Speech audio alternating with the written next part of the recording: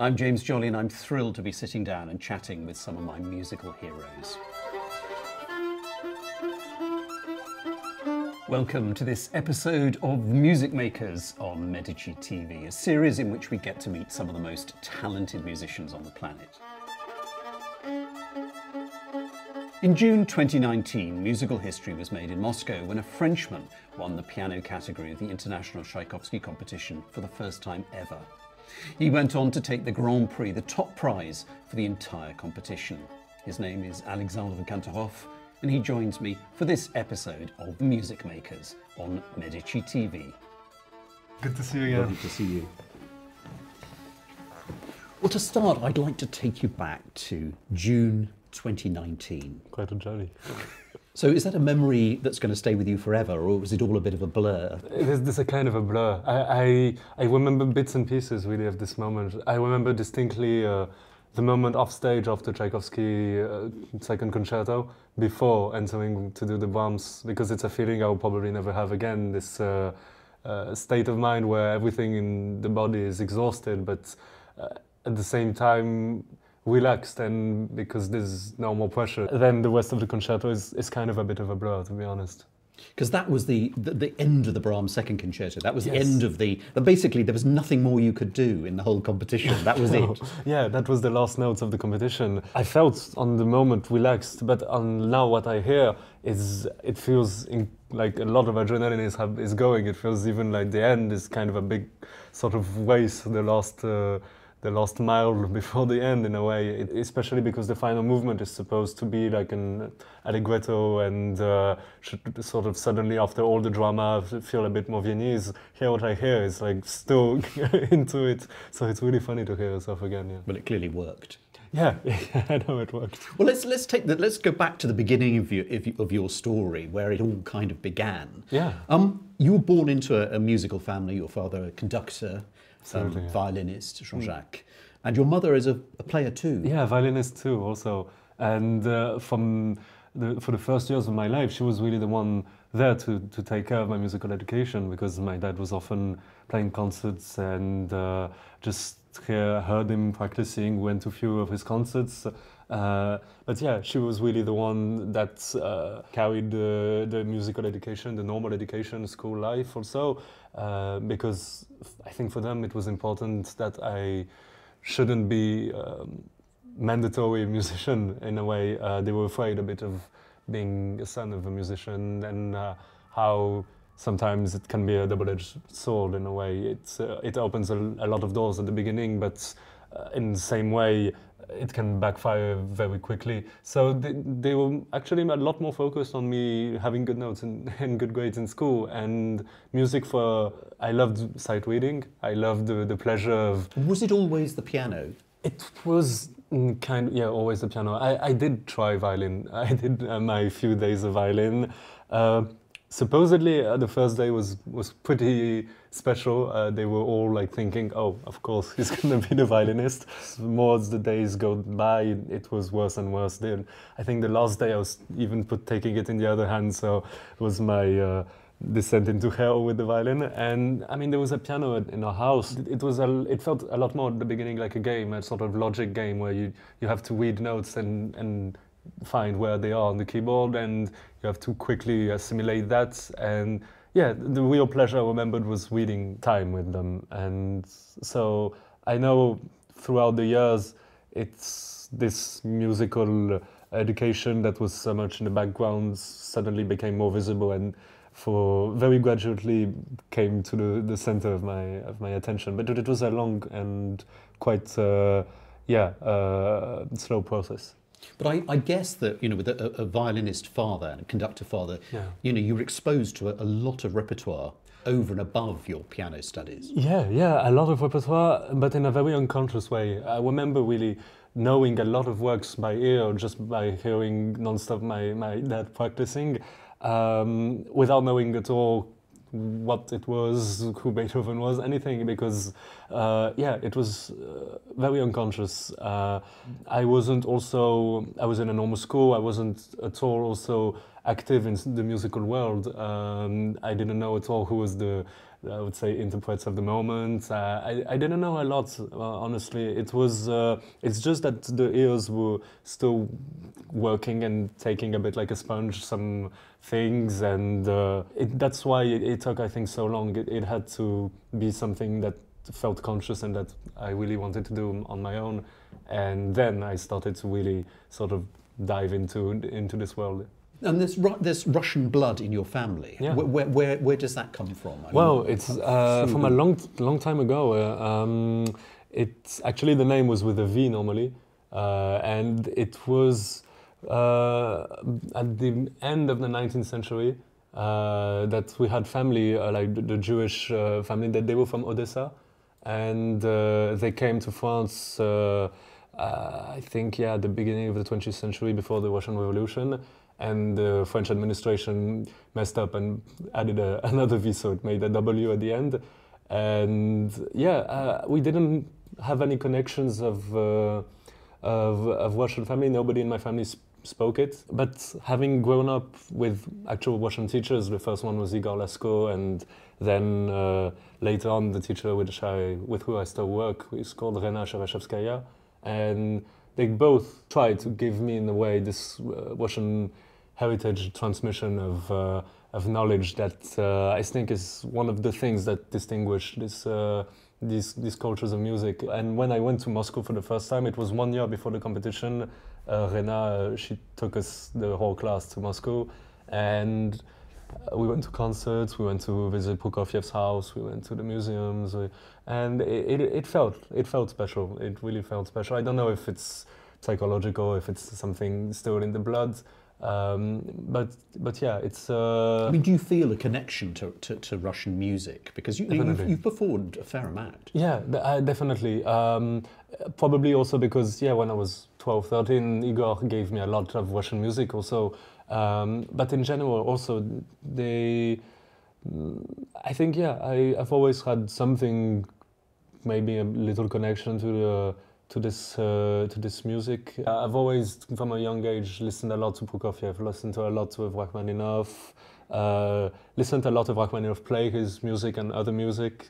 I think it's also a bit unconscious, because when I see what I listen, it's very varied, and I don't feel that I listen particularly more Russian than German, than French, than English. But yeah, I think it's maybe a mixture of different arts also, because I read a lot of Russian literature. I've read, and with Rena, she's always focused on mixing different arts of the same period, or imagining what the composers could have seen. And so Russian paintings, I've looked a lot. And yeah, I think it's a whole that's made. When I went to Moscow, I already had a lot of things in my head or imagination, and going there, it felt a bit of a kind of revelation.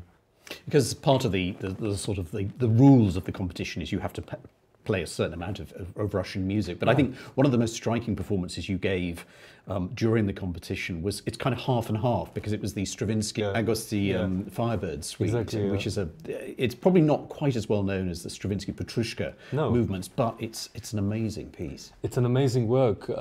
It's less known, obviously, because it's not Stravinsky himself who wrote this transcription. And yeah, the genius of Agosti was to manage to make it still pianistic. Really, it doesn't feel out of place or extremely uncomfortable in the ways. It's very comfortable, and he manages to, I feel, find in the piano exactly what will bring out color-wise that will be close to the orchestra. And yeah, it's an amazing work, and it's an amazing accomplishment to have this much packed into the piano and make it comprehensible for people.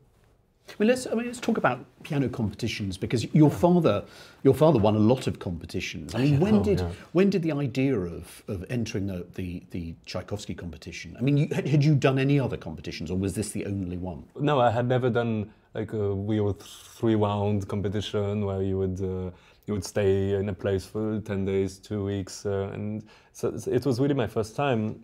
it's true that my dad did a lot. We talked about it. He told me really at the time it was very different because the competition wasn't at all as followed mediatically. It didn't make a career. One competition didn't make it. It was building blocks, and you would have to do a lot and of competitions, and you actually at the time also needed money. So these competitions were very useful. So it was a very different state of mind. Today, really. A competition can make suddenly somebody that was absolutely unknown to the world and suddenly show them in big lights.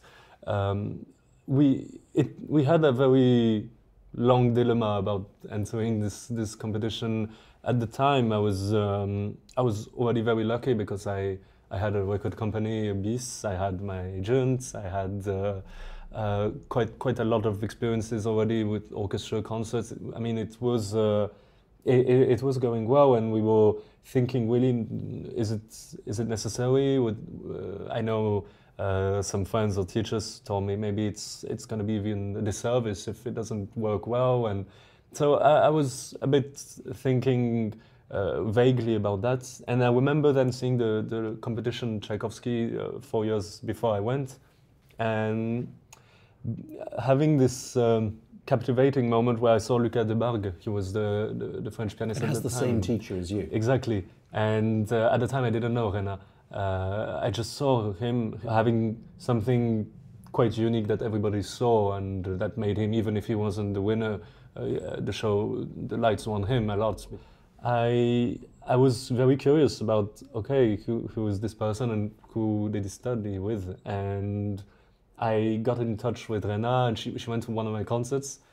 I remember the first thing she told me is, "Oh, I see you have a Russian teacher," just by listening to me. And then she said, "Okay, we'll finish the conservatory, where I was at the time in the National Conservatory in Paris, and then come and see me." And we started working, and quickly it felt that okay, if I would want to do this competition, and only this one I wouldn't try and do a lot, because I didn't feel it was really my nature. Do you think there's a sort of a different approach to entering a competition? I mean, do teachers sort of say, you know, it's not just training you to be a pianist, but it's a competition pianist? I mean, is there a sort of a different approach that Rena, say, taught you? She taught me only that if we do it very seriously, and we do it in a way that wasn't too much in our culture. I mean, I know in France, competitions, it's a kind of mixed bag, and we don't take as much time or preparation generally as people in Russia and Asia that have this culture a lot more integrated in them. So I know a lot of friends at the time, they would book a lot of competitions and just do the programs as they went, and with talents they would get prizes, but it didn't feel like they would prepare differently than for concerts. I thought with quite a lot of experience in concerts already, it would just be another concert.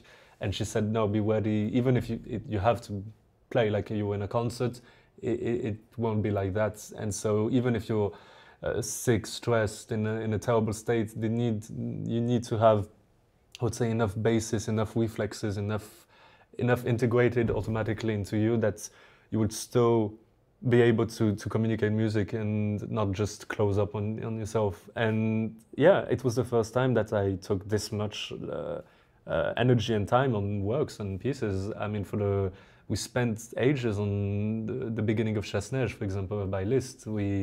How to get exactly this sound as if the music was always there, and just suddenly it enters your ears. And it was nightmare, because every piano has different weight and you had to adjust immediately to that. And the amount of importance that a little detail can make, that was something really that I hadn't experienced before.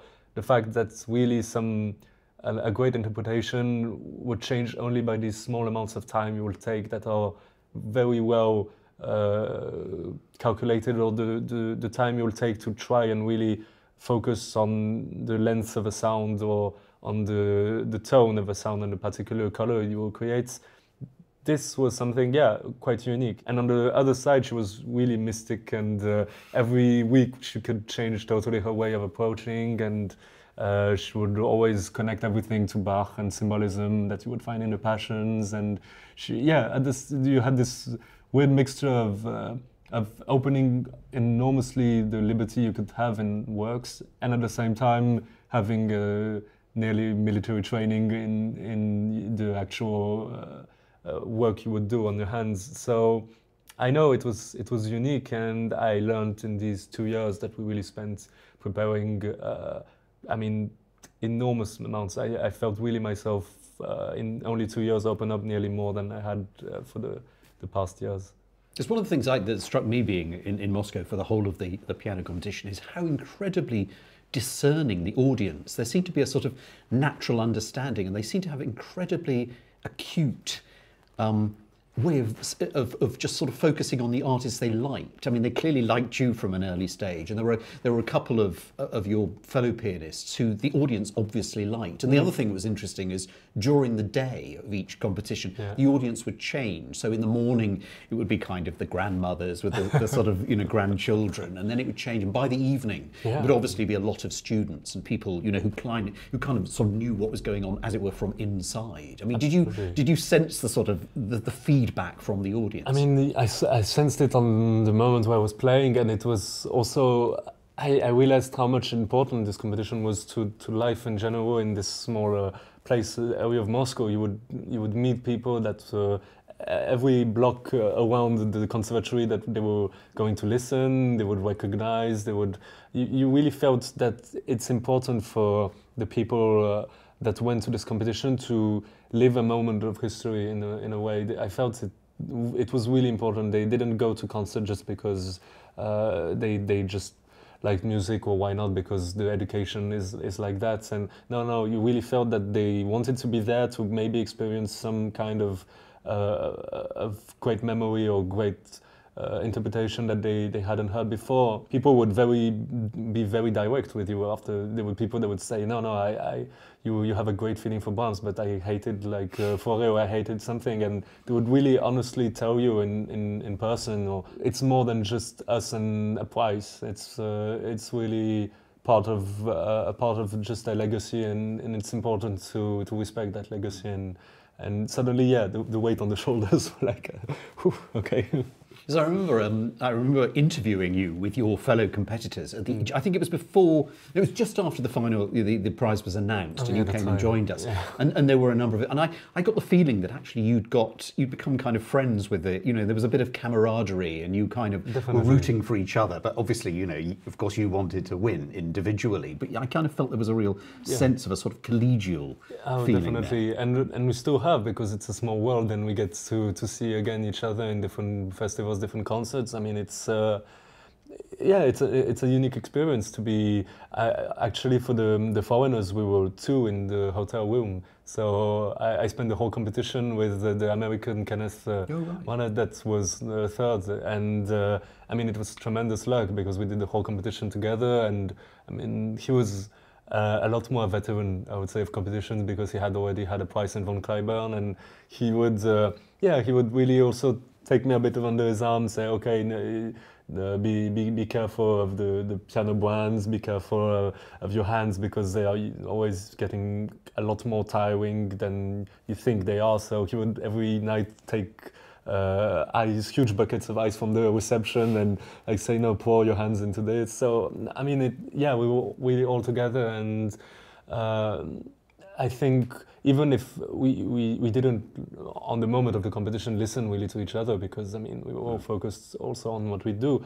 We had, I think, a very good liking of understanding that we were all in the same boat, and that we would all sort of get something special out of this. And it's so nice then to carry on and to see us grow, and to now go and listen to each other in concerts, because we will always share this moment. I mean, one of the striking things about the competition is that you chose the Tchaikovsky second piano concerto. I think you were the only person to play it, and I think you're the only winner ever to have played it to actually win. I mean, what made you decide on that work? I mean, it's a lovely work for a start. It was bizarre. I had just worked on the first concerto, like I mean most people, and It was 6 months before the competition that I did the change. I had trouble, honestly. I had trouble with the first one. I had listened it too much, probably, in my early years.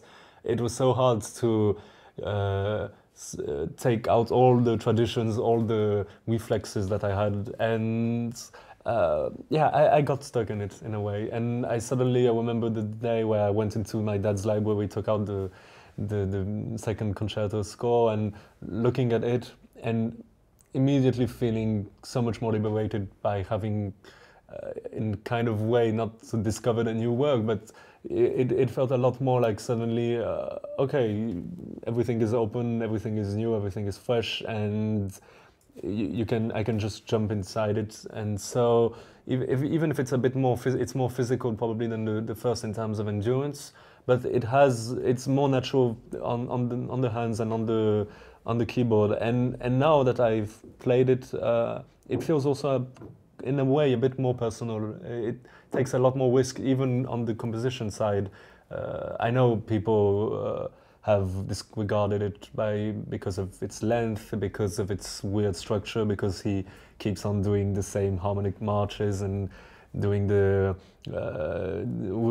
repeating the same themes over and over. But in the way, I feel it's close to his operas. It's close to maybe a bit more essence. It's taking a lot of risks, and I enjoy it immensely. So, and also there's a sort of slightly different relationship with the orchestra than in the first, because I mean, you know, in the middle movement, it's kind of chamber music. It's a sort of piano trio set into a concerto, and which must be nice. Oh, definitely. It's nice to have the piano have different roles with the orchestra and not just be on its own, being the soloist and having the orchestra respond only afterwards. It's a great moment where you can actually lay back and listen to the musicians. And I've always loved playing with people, and that was one of the things that made me also want to do music. And maybe, yeah, that's why I like these works where you can literally do music with individuals with orchestra, not an entity that's called the orchestra and it's on its own.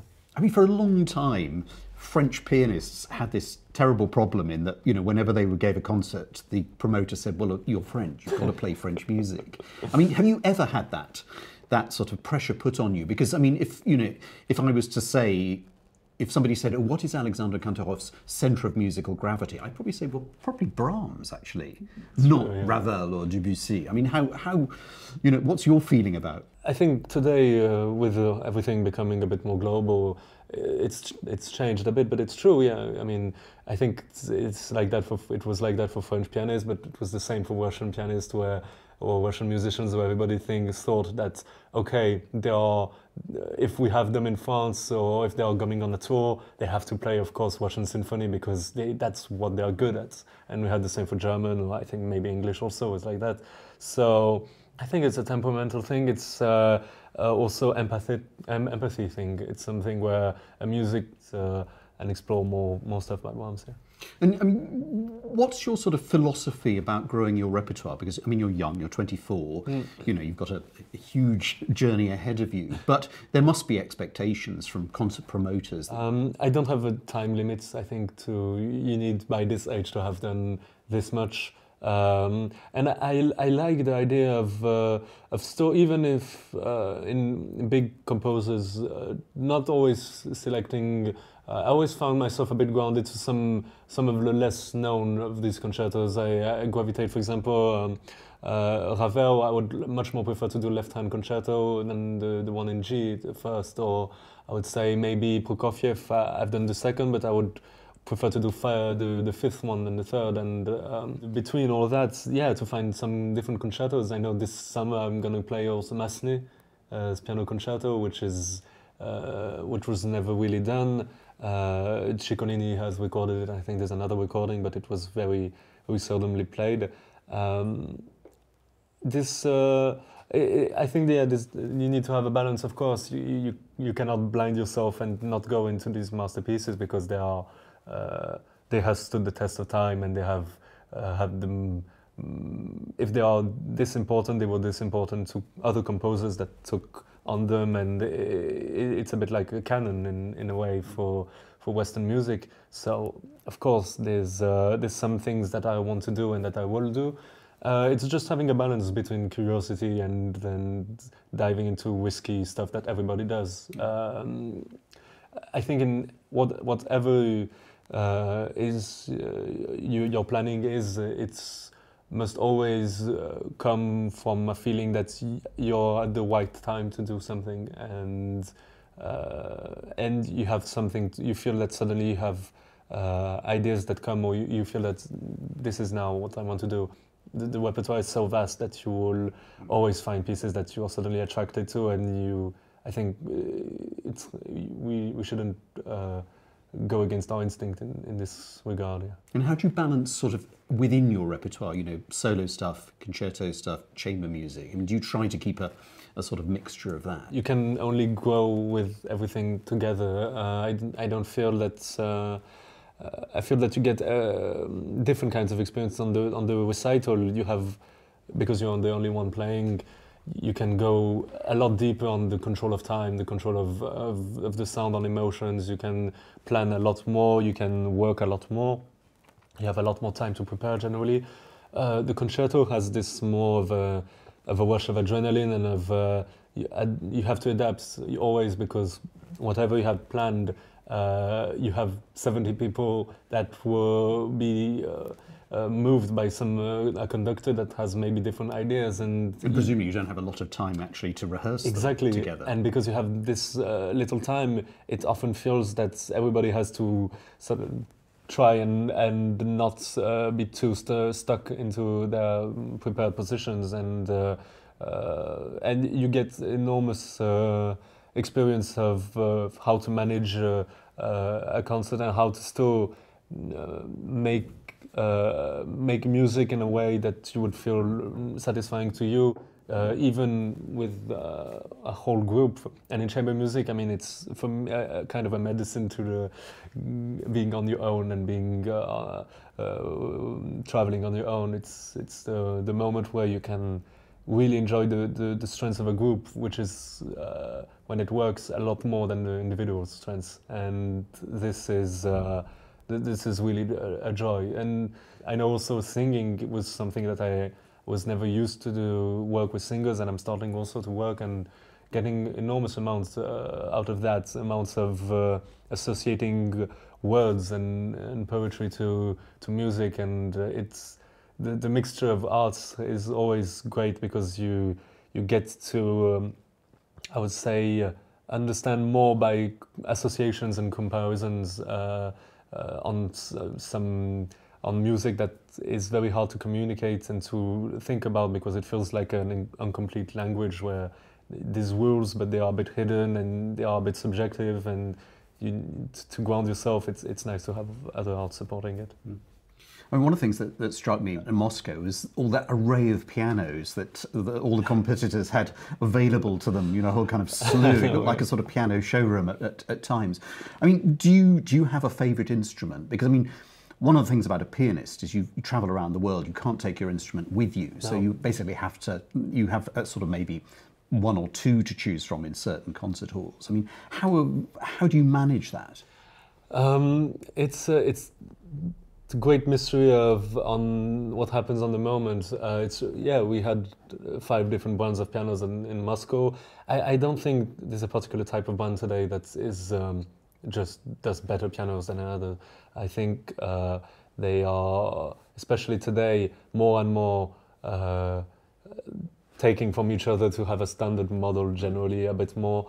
The differences are really, I think, with the tuning and with the people that are actually working with the piano. I think somebody that can transform a piano in 1 year by tuning it regularly and having an idea for the keyboard. It's very special. It's very also subjective, because at the same piano in a different hall you wouldn't recognize it even on the fingers, because there's this relation that your ear has to the sound that even will change how you perceive the keyboard. So it's a whole mix that you discover a hall and you discover a piano. Often it can be at the beginning a struggle. I think a big part of how the concert will happen is how well you will adapt to these new parameters. You have to sometimes just by the instrument change a way of thinking music, a way of thinking your interpretation. If the piano is, I don't know, really very bright in the upper register, for example, you maybe take slower time, rethink your dynamics. We take more time on the singing and try to make that your priorities. It's I think a risk and reward thing where you will sometimes get a lot by changing your ways because of an instrument. When you're too used to your piano at home, sometimes you can just be too comfortable in a way, and suddenly this jolt of panic that you'll have on an instrument that you don't know will sometimes produce a very different and I would say more fresh interpretation. So is there a sort of flip side of that you arrive in a city, they say, look, we got a couple of pianos, you try one and you think, actually this is a very nice instrument, and then you're halfway through the piece and you just think, wow, this really is, and you kind of, is there a temptation to sort of revel in the sound? Oh yes, yeah, there's a temptation when suddenly the piano feels so great. I mean, one of the things I love is especially on an instrument like the piano is when you can really make the sound last long. It's one of the great joys, because you really actually feel that the piano is now a singing instrument, and just even the fact of you're taking the time on your ears to listen to a note going down, I think is sometimes enough to make the audience also notice it. And you get also afterwards to know which tuner you loved, and these guys, they had amazing pianos, and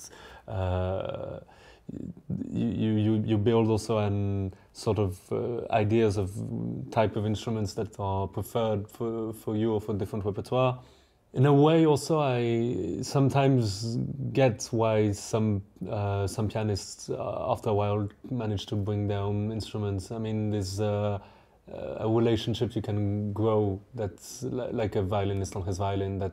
There's a reason why when violinists took a new instrument, they often say they need 1 year maybe to know the instrument or to get sound out of it. I feel even if it's probably less obvious on the piano, there's something also of that kind of way. Back in the glory days, I mean, I remember going to see Michelangelo in concert, and he had 2 pianos, one for each half of the repertoire. So he had his Beethoven piano and his Debussy piano, for sake of argument, which is very luxurious. Definitely, it's so luxurious. I mean, Horowitz had that. Some pianists today also have it. I know Christian Zimmermann travels with his and does all the technical stuff himself. Absolutely, yeah. And so he probably has a huge knowledge of his instruments. I know Pletnev does it also with his kawaii, which is extremely special when you put your hands on it. So you really feel that he's worked it so that it will suit exactly his way of playing. And he also has 2, I think, different sets of keys. So that's for different concerts. He can adjust, and he always has the same technicians with him. So, do you pay any attention to? I mean, you've been performing. You recorded 3 of the Saint-Saëns piano concertos, and then the next instalment is following. I mean, do you pay any attention to the sort of instruments, say, era pianos, for example, of, the sort of instrument that Saint-Saëns would have probably been playing back then? Actually, recently, yes. Not far from in Paris, there's this great shop that restores pianos, and that's I've tried some Errara, the Paolo strings. I've tried some old players. I've tried. And it's true, they have, well, first of all, they have amazing tones, natural tones. There's a lot of harmonics that resonate from the instruments. That's great. There's, of course, this diminution of power makes them, I feel, more naturally rich in colors. Are they more responsive under the fingers? They have a lot more light. It's true. You understand a bit more how some finger and some old recordings of Saint-Saëns playing where he goes at a blazing speed, and the reading about, for example, how Saint-Saëns played, and this kind of extremely light, precise throwing of notes, and there's some things that we've definitely lost by adding power and by adding tension on our instruments. When you play a piece by Saint-Saëns or one of the great pianist composers, you know, a Liszt or a Rachmaninoff, I mean, how much do you find out about the pianist's technique from the music he writes for himself? That's a tricky balance, because for example, Rachmaninoff is a tricky one, because there's been a lot of traditions in his music that differ a lot from how he played. When on the scores, I feel that sometimes you get an idea of a composer, you create your own composer, you create your own image, and sometimes it differs a lot from the actual life of the person, or his way of playing, or his way of thinking music. So, because quite a lot of music is taken a lot slower. Because if you go back to, you know, say Brahms' performance, if you listen to Brahms' performance over the course of the 20th century, I mean, a lot of it has slowed down enormously. I don't know whether that's just simply because pianists have these great instruments which are, you know, ever more beautiful, and that they kind of become more indulgent. Because someone like Rubinstein, who, you know, is only one generation from Brahms himself, and Brahms actually, I think, heard him play when he was very, very young. I mean, you know, that's much closer, I would imagine, to the true Brahms tradition, probably an earlier stage of the tradition. And it's true, and it's the same for Wagner. When you listen to the first recordings of The Ring it's like 1920s, it's so fast compared to most recordings afterwards. Maybe having more and more people that are only focused in interpretation and not composing themselves made them also change the way they think music. It's true, definitely the instruments probably have also done something to that. There's a whole balance of things. I don't know if the history of the world also made feeling that when you interpret some music, you take on a much bigger role that probably they thought at the time, where they would probably compose, improvise, play, and it would all feel not their only focus, and it would be just part of the whole development of music. So I think it's more on this side. Because it's the only thing we do, we tend to want to do it as at the highest possible way, and so maybe have too much importance on our hands than it's necessary. Well, here we are in 2022, and momentous things have happened around us and are still happening around us. I mean, your Tchaikovsky win was the summer of 2019, and within a year, you know, the world had shut down. I mean, what effect did the pandemic have on you? Because just as your career was sort of blossoming, and I'd imagine your calendar was absolutely chock full, all of a sudden it stopped. I mean, what was your response to that? Yeah, of course, there was a lot of change, but I mean, I was extremely fortunate. The competition was before, there was still a lot of things going on, and there was a lot of the only concerts happening. I was part of the small list of people that generally people thought about. So it was a very frightening situation, but at the same time, it was the first moment when I came to sort of think about a bit more about what had happened, because until then it was just a roller coaster. And we had actually, after the pandemic, quite beautiful moments where suddenly music felt again like something that wasn't granted. Concerts didn't feel as granted as before. We didn't feel as much as it's a normal career. We felt that it's something that's quite unique, and we're lucky to live out of it. And presumably also you must have sensed the kind of the hunger that audiences had, having been denied live music for so long. Absolutely, and also other musicians. I mean, I remember the summer after the first lockdown, when there was again a bit more concerts, the associations of suddenly musicians, there was big stars playing with young people, there was some concerts that everybody that used to say, okay, no, we cannot at the last minute announce your program, everything that was so underneath big administration structures, suddenly you felt, no, I mean, we can organize a concert in very little time. I was going to say, a lot of musicians have said one of the things they've really kind of enjoyed, if that's the right term, about the whole pandemic situation is spontaneity came back into their, because they knew in 2 years' time that they would be playing, the Brahms Second Piano Concerto. But now it was, well, actually next week, would you like to do the Franck Violin Sonata with me? That sort of thing. I mean, was that fun? That was nice. That was nice because it felt maybe a bit more going back in old times where what you would read about Richter announcing on the night he would play something in a small city and people would just come, and it really felt again like the idea of the Wanderer. You would just go around and you would have a bit more freedom in the way you would take life. What would you like to see in the new, as it were, the new concert paradigm? Because it's been very similar for a very long time. 7:30 or 8 o'clock start, 45 to 60 minutes interval, another 45 to 60, probably ending with a big sonata, and it hasn't really altered very much. I mean, what would you like to do to it? I think we shouldn't deny this way of doing concerts because it still is interesting and it works.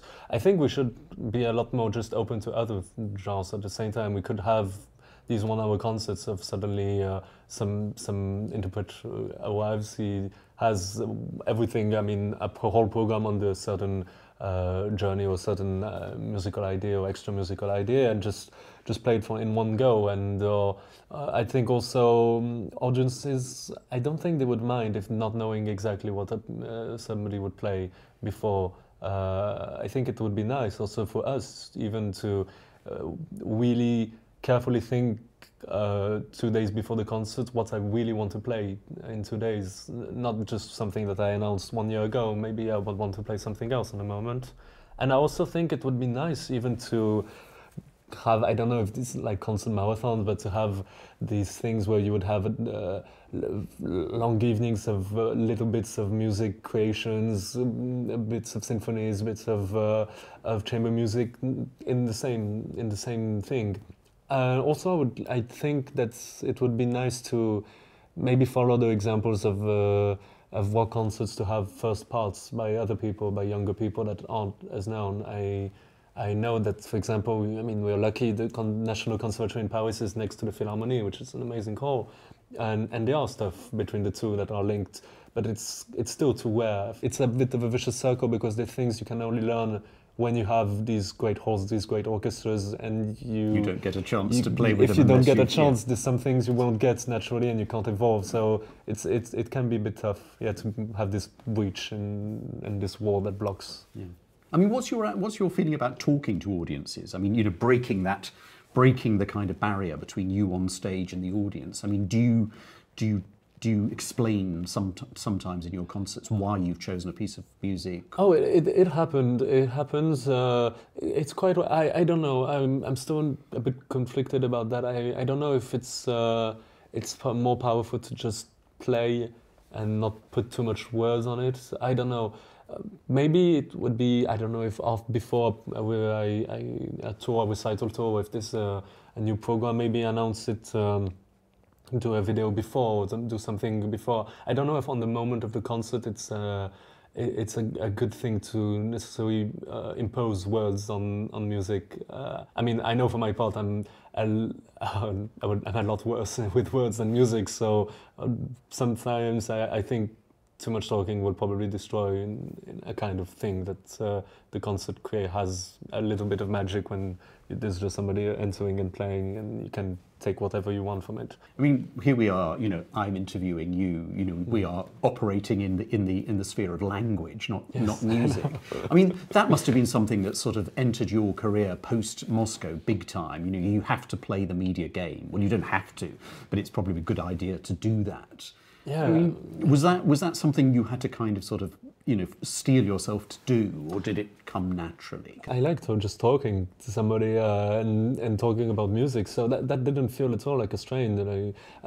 It's harder for me to have social media, but I find that maybe it could be nice to maybe give I don't know, music that's related to the music you're gonna play that you like, or things that inspired you, books that inspired you, films that inspired you in certain things, and just post them. That's I'm thinking about, and I think could suit me more, because now for there's some things that I like, interviews, talking, having just conversations on music, if it's televisions or radio. That was never a problem. But it's true, the taking the time to say to the rest of the world, like, look at what's my life and look at what I'm doing.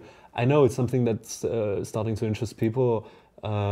It's just that, for now, it's not 100% comfortable for me to do that. I mean, we talked about growing repertoire and perhaps your musical centre of gravity, but where does new music sit in your repertoire? I mean, do you feel any kind of duty to, as it were, expand the repertoire with new stuff? Yeah. It's also a question of balance, because there's so many stuff that I want to play, and it's always harder also to promote and to try to put forward new music. But I do it. Now there's Guillaume Connaisson that's writing a concerto for me, and we're going to do it with the Scottish Chamber Orchestra.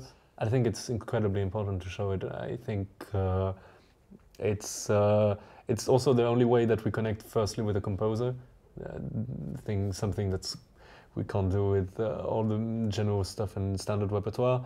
To feel part of the musical life, to know that you can be a bit creative, because then you suddenly, when you work with a composer, you suddenly enter a much more creative rapport. It's a lot more alive than just having a score, and so it's for me essential. In general, like you said, I started a bit with bands, but I'm trying to expand on both sides, because I had trouble with also playing early music in concerts, and I think it's a whole part of going further and exploring in both ways of time. Because there seems over the last, I don't know, 2 or 3 years, a real fascination from pianists of going back, I mean, a long way, because, I mean, traditionally, no pianist really played anything earlier than Bach or Handel, perhaps. But now, they're going back and playing music for the virginals and... Absolutely, Monteverdi is becoming more exactly. And more. I mean, does that sort of repertoire intrigue you at all? Oh, it does. It's... The thing that is general for me in early music that posed me quite a bit of trouble to actually put them forward in concerts is the fact that the informations we know about the beginning, for example, of 20th century are so more expanding and vast, because we have generally letters, we have even recordings, we have composers playing, we have books on their lives that are a lot more precise. We know the how people played at this time. When you go to like the 16th century, there's this huge thing that comes from tradition, that's natural at the time, that feels a bit like a huge archaeological study to get to not do the same thing, because I'm not sure I don't think we have to do the same thing, and we have to try to show exactly how the music was played at the time. Well, especially as you're basically using a different tool anyway. Exactly. It's a very useful tool, because it can do enormous amounts of things. It can look like an organ, it can sound like a clavichord, it can sound like a lot of different instruments of the past, because it's very versatile. But we still need, I think, to take time and take it seriously, and even if we don't do it like it was played, try to get a bit more to know it. And I know it's hard, and it's taking time for me. I know even like I'm starting to play Beethoven in concerts, going to Mozart, I know I will do in a few years.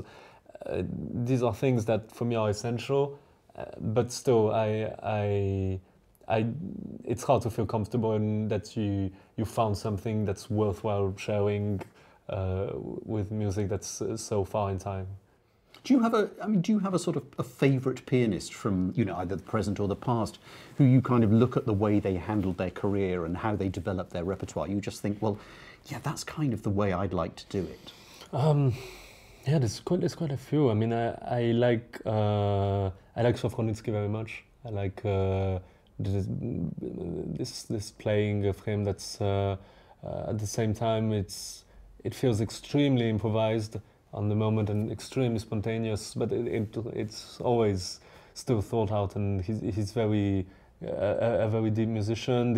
I like how Volodos today manages his career. I find that it's a very... Well, he kind of goes against, I mean, he goes against the sort of the traditional pattern, doesn't he? You know, he doesn't give interviews, you know, he does all the things he shouldn't do, but somehow he's got that kind of, there's that sort of magic around him as a result. Yeah, there's a magic around him. I think it's not more about the interviews. I like how he manages to be the master of what he wants to do, in the sense that he will play only if he senses that, okay, now's the time. And his repertoire is extraordinary. I mean, you never know what's coming next. Exactly, yeah. And that I really love. And I love also that the fact that he doesn't need to always be present on the scene, or even the frequency of his recordings that are quite spaced now. And yeah, that's something I think is nice. I think if I don't have stories in life to tell, if I'm too advanced in the musical stage and too far back in the normal life, I don't feel that it could work really. So that I really look up to. Then there's a lot of, I mean, Rachmaninoff, I often listen to his playing as a sort of good guide, because I find that between, I would say, structure and sort of the braveness of playing and the actual sort of emotion and deepness he has. I mean, is he an interesting pianist to listen to for technique? Because he had these enormous hands. I mean, a reach of what, octave and a half? Yeah, exactly.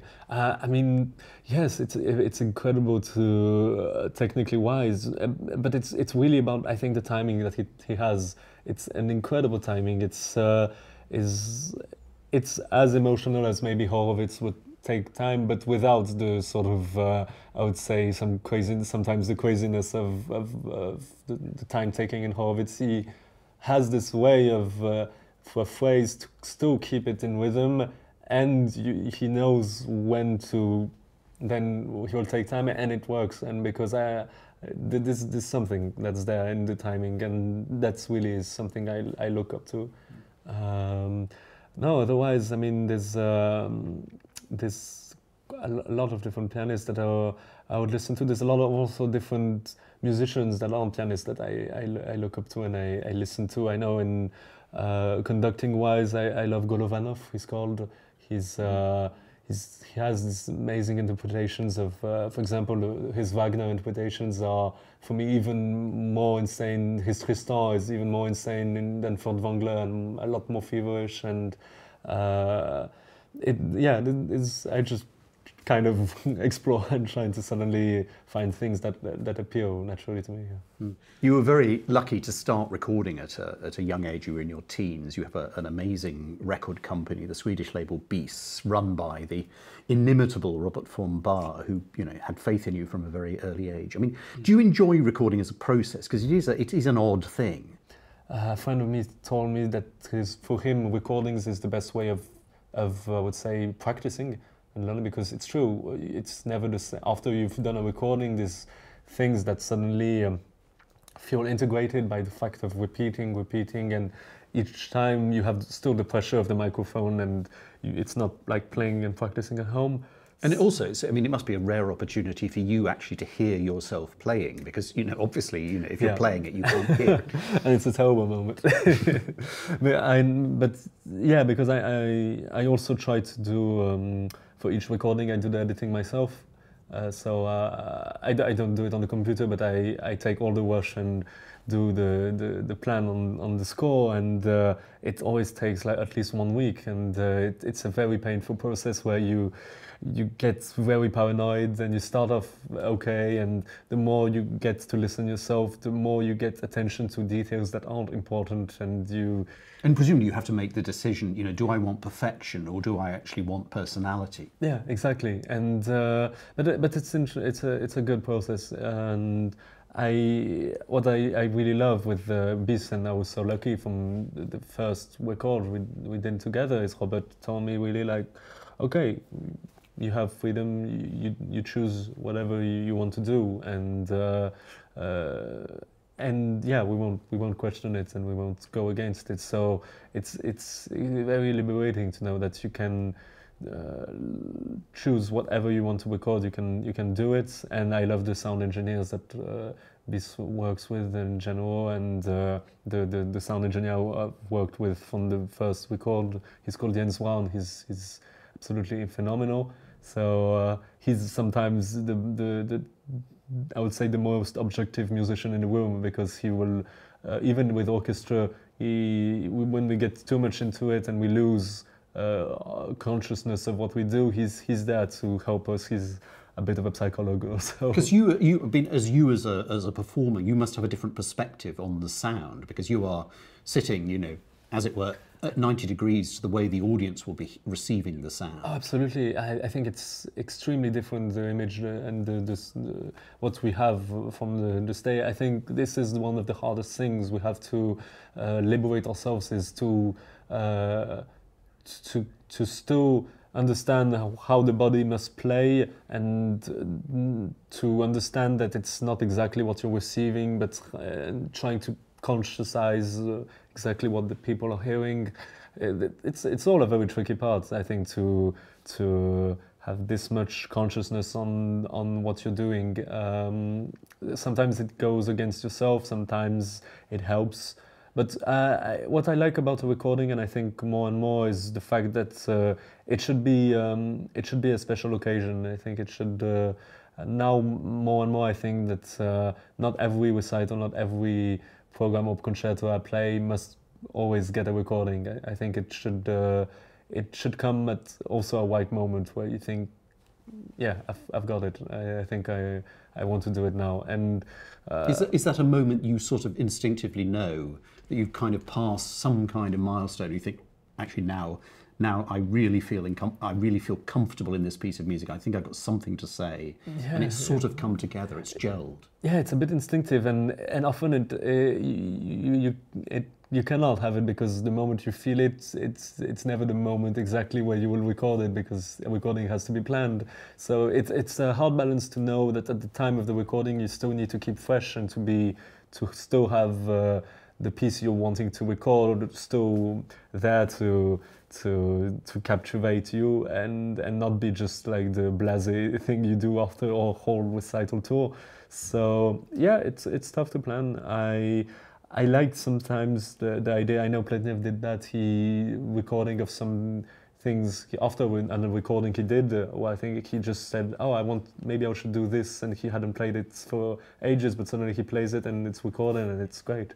Yeah, there are stories of him, I think, recording the Scarlatti sonatas that just the sessions went on deep into the night, because he'd just say, "Oh, let's just do one more, and one more, and one more." Yeah, and they basically ended up with 2 recordings. Exactly, and the Beethoven second sonata he has done it was like that. It wasn't planned; it's only he wanted to play it. So this is something also I'm interested in. Probably the idea of just trying to capture a moment, and sometimes it will be great and you can release it, sometimes it won't, and that's it. But I feel recordings should, for now, more tend to a live concert in a way. It should have this thing where, I mean, objectively, the best thing would have somebody record every concert you do and find the right one, and that would be it, which is not possible, of course, but yeah, it's something in this. It shouldn't feel too much of a studio recording. It should have something there. And when you've given a concert and you know it's encore time, I mean, is this a sort of treat for your audience? Do you think very hard about the kind of, on each occasion, because presumably you have loads of encores, as it were, up your sleeve. Is there you suddenly walk off stage after playing, you know, the Brahms F minor sonata? Maybe that's not such a good example, but the big closing work, and then think, actually, I think such and such might be just perfect on this occasion. Sometimes you plan it because you think this the perfect piece after this one, and it will go well. Sometimes it's just the reaction of an audience. You suddenly go off stage and you think, okay, I will come out and I will play this. Sometimes what I do sometimes also is to actually read music. I take out the iPad and on the day of the concert feel that, oh, maybe I would like to read this work, and play it in front of an audience. It's a moment where I think you can show off, even to show off your weaknesses. I mean, in a way, it shouldn't be the moment where you need to still keep it's a moment where you just show the naturalness of making music, and sight reading can, for me. And there's a very different dynamic, I always think, in concerts, because quite often when a pianist starts an encore, you can hear either a sigh from the audience or a laugh from the audience, or some kind of, they've held themselves quiet for so long, they feel actually now I can make a noise in the middle of the music. Absolutely, and some people were like walking off and suddenly stopping to hear and are still up, standing. It's a moment where you can imagine just being in a soirée and just going on a piano and playing. It has the same sort of kind of feeling of okay, now just for you I'll do something, and it's funny because often in concerts I know a lot of audiences are going home and thinking a lot more about what you did in an encore than the rest of a concert, and I think that speaks volumes about how suddenly close everybody feels to each other. And there's a whole interesting sort of repertoire, an encore repertoire, all these amazing transcriptions, people like Earl Wilde and sort of Godowsky, that school of the sort of late romantic, very virtuoso, but very short, very concentrated repertoire. It seems to be making its way back into pianists' sort of repertoires of late. More and more people are playing these things rather than just giving off doing a Brahms Hungarian dance or whatever. Yeah, absolutely, and that's one of the great things, is because there's so many, I think, recordings already been made. There's so many live concerts already online that are famous. I think we all today try to find stuff. We try to look at stuff that's not been too much done these days, or that we can show, because for I think for the interprets in the 20th century, what they played as an encore must have been fresh at the time, even for us, if it's like the whole old standards. So I think it's a way of showing our curiosity. And it also reconnects with that long tradition of the pianist composer or the pianist arranger. Yeah, absolutely. That it was something that it was, after playing a concert of music by someone else, you could say, well, actually, this is me, this is my version. Oh, of totally. this. Yeah, we see it a lot more. Even people that improvise, actually, and as an encore, they would just do an improvisation. You find that also a bit today. And is that something you do? I mean, was improvisation something you'd be prepared to show off in public? Oh, I'm terrible. I've done it actually once in public, because after a concert, there was this sort of night concerts where we would be few pianists and we would sight read, we would just play stuff that we would like. And there was a jazz player and a good friend of mine, and he said, okay, pushed me on stage and said to me, okay, we'll start with Black Keys. Just I will be there for you, but start off with Black Keys. And I remember the stress and I was going to say, it must have been terrifying. It is, but then suddenly it feels nice, and it helps if you have been drinking just before, and you just get into it, and you forget about the fact that you're being probably judged, and because actually you're not being judged, it's just in your head. So I don't know if I will arrive honestly at a stage where I can actually be sort of I don't know, brave enough to just go and say, I will improvise, and I'm sure that it will be nice for everybody. We'll see. But I like, the idea also transcriptions, that will be very interesting. I think I would love to do arrangements also myself. In some of your early concerto experiences were with your father on the podium, which presumably was a kind of luxury, because, you could ask him afterwards, questions, or, can we do this? But I mean, as part of your career now, you fly into a city, you might have 2-3 hour rehearsals if you're lucky, then you do the concerto. I mean, presumably there's a sort of element of compromise. You go with your view of the concerto. Yeah. The conductor has his or her idea of the concerto, and it's a question of sort of meeting halfway. And there must also be a different experience where the conductor is very solicitous and says, you know, I will follow you. Yeah. Or the conductor who basically says, you know, this is the way we'll do it. So, you know, you follow me. Yeah. I mean, can you talk a little bit about the whole experience? Oh, I mean, of course, on the moment of the concerts, it's not the orchestra following you. It's there are so many. There's an inertia that comes with them. So it's no use trying to fight and still keep. I don't know. No, that's my tempo. My tempo. On the moment of the concert, often, yeah, if an orchestra suddenly takes time there, you just have to take time with them. It's even if in the rehearsals.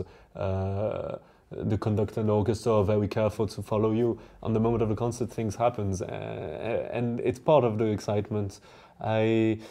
What is interesting is true that often we don't have a lot of rehearsals. We don't have a lot of time to get to know an orchestra. So it's a very nice feeling when you have a continuing like partnership with a conductor and with an orchestra, because then you get already, you have some foundations that are still there the next time you see them, and you build from that. And especially now where young people that play with the orchestras, we need to find also young conductors that we will grow all together with.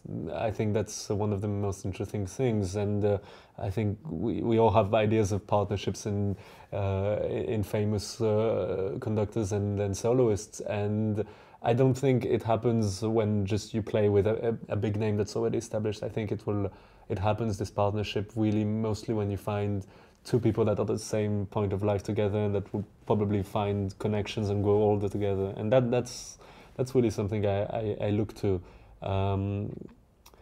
And yeah, in general, this concerto life is can be sometimes, of course, a bit strenuous on the no rehearsal time, kind of, because you spend months practicing probably at work, and you arrive and everybody is just trying to do it in 2 hours, and that's it.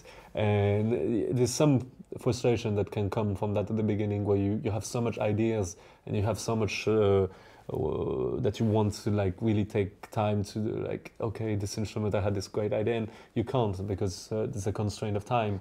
And that's also when you find also some conductors that are willing to spend also their energy and time afterwards, after the rehearsals with you, or some musicians that will spend time after the rehearsals and to really try to actually make music and not be just in the job moment and the job is done and that's it.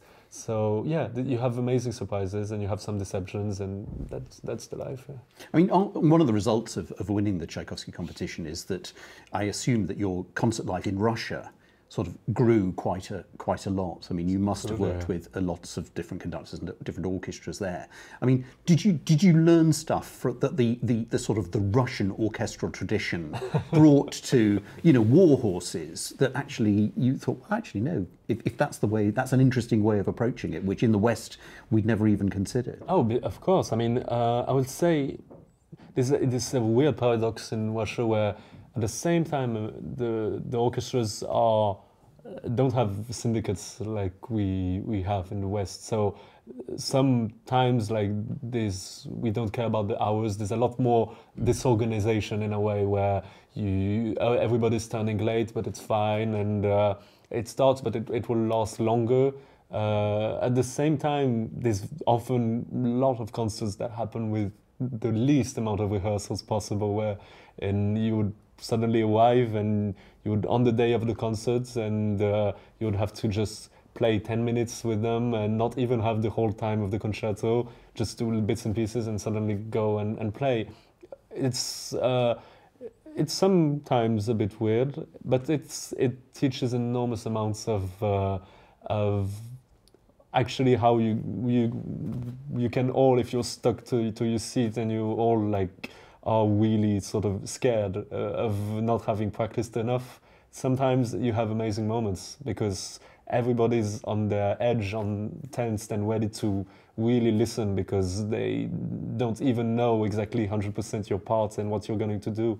So yeah, a lot of scary moments, but also a lot of great moments of and sometimes when you get comfortable, you have this feeling of just it's nearly improvisation, and that's also unique. It is interesting the way that art, as you were saying, is the tool for reconciliation so many times. I mean, there was that extraordinary thing after the Second World War where Yehudi Menuhin, a Jewish musician, performed with Furtwängler, and it was controversial at the time, but actually the statement it made was absolutely enormous. It was incredible, and after all this time, even when Furtwängler was having a huge backlash, Menuhin always stood for him.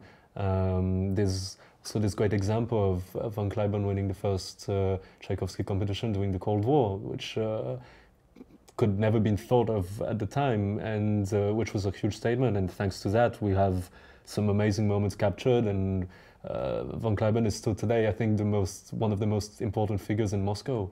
Maybe Glenn Gould II after that. And yeah, these are these special moments, I think, where even if at the time it's hard and at the time it's controversial and it's nobody really gets a good idea, I think they stay in the end. These moments of friendship and these moments of music will stay always. It also actually takes us back to what we very early in our conversation, that the sort of the power and the kind of innate musicality of the Moscow audience, because it was almost the Moscow audience that propelled Cliburn to his win, because they just took him under their, they took him to their hearts. Absolutely. In a way that only the Russians can. Absolutely, because I think I speak from most musicians when we never care about in which country and which nationality somebody is from and what that means. We've, I think, always took the idea that we would be,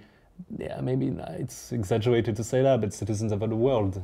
This is a world of music, and it's a world where actually, yeah, two people that are enemies can sit next to each other without problems because they are focused on listening to the same thing, and that's music. And yeah, we are lucky to have that, and we should really cherish it.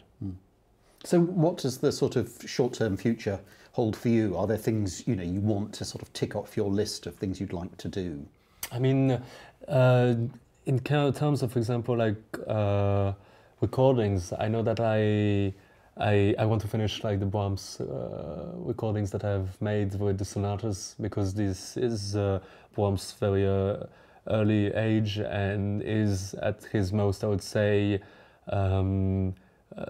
dramatic, ambitious, and the most, I would say, risk-crazy taking that he has only when he's really in his young age. If you analyze the sonatas, it looks like mostly Liszt music in some ways, or Schumann, the way he would actually dare to destroy form, be in this movement of going further and taking big structures further in time. So yeah, that would be definitely one thing I want to finish. I'm thinking also of maybe doing the Tchaikovsky, of course, second concerto in recording. I think it would be. Well, it's a work you're now very closely associated with. Yeah, it's true, and I still don't know exactly which orchestra with who I will do it, but I really want to do it. I'm actually also thinking maybe to put it in association with Massenet concerto, because it is in the two works. They are both kind of ballet operatic works. I like the fact also Massenet affiliates his music to Russia also, because in the last movement it's literally called Russian aria and it's based on Russian music.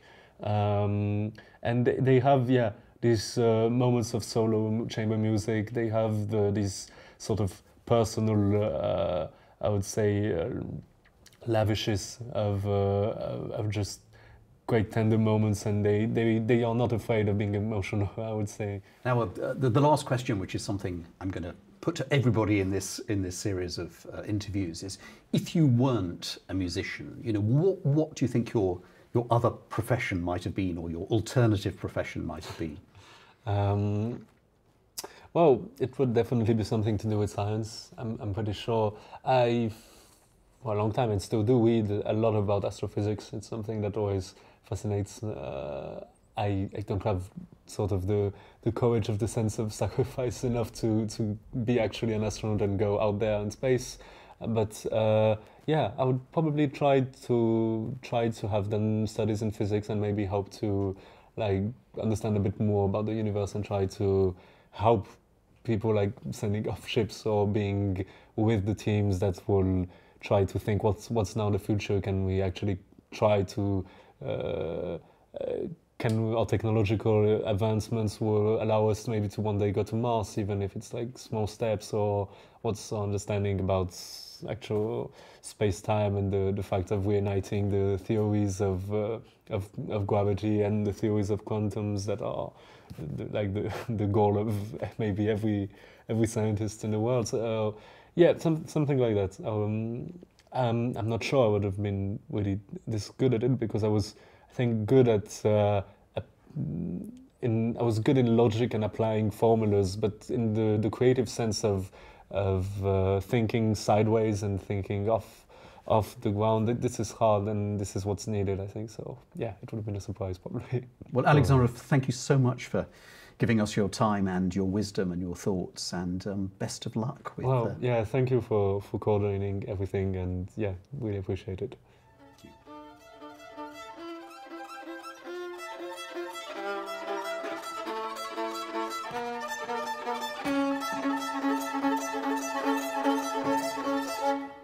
Are you more comfortable surrounded by noise or silence?